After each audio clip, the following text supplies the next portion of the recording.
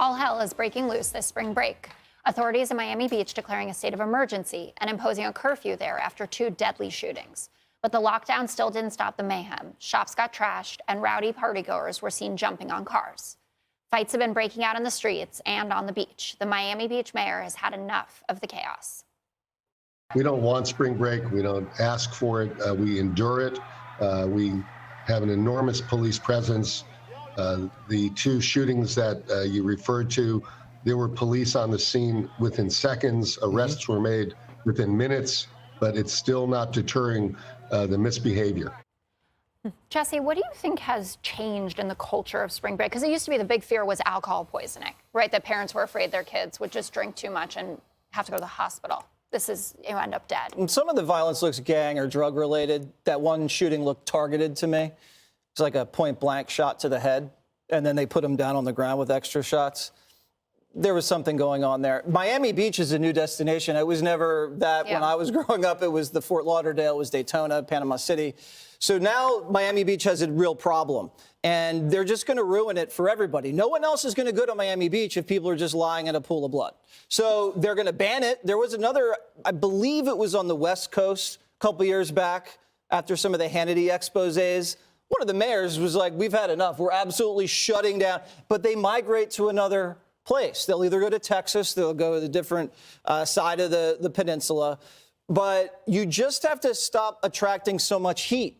When you're out there past midnight with weapons, or you're on the beach with boxing gloves in unsanctioned events, you're drawing too much attention to yourself, and you don't want that much police presence. You want to do it under the radar. Oh.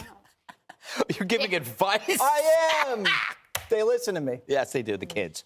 Greg, do you think it's possible to ban spring break or make a dent in it? People are still going to Mexico with the warnings about the kidnapping It's amazing. I didn't even know this was happening.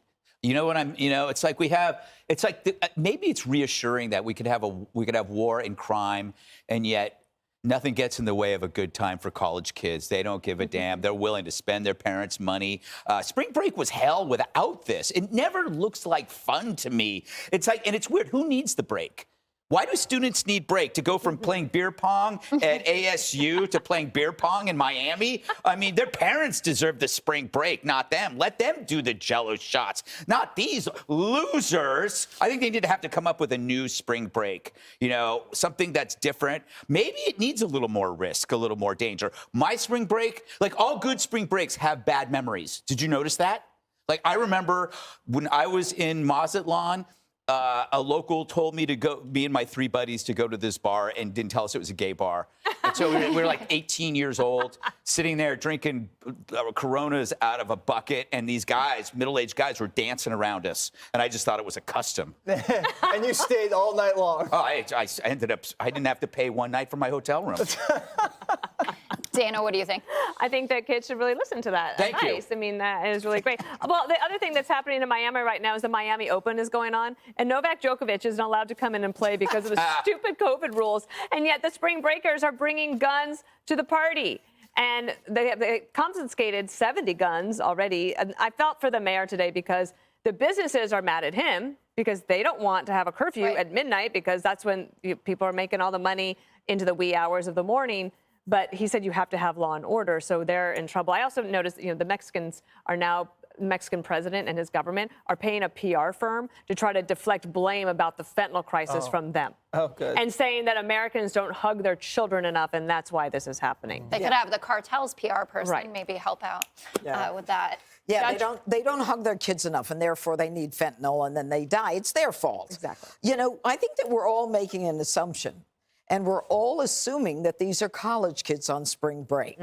I've been down in Miami. I think it was 2 years ago.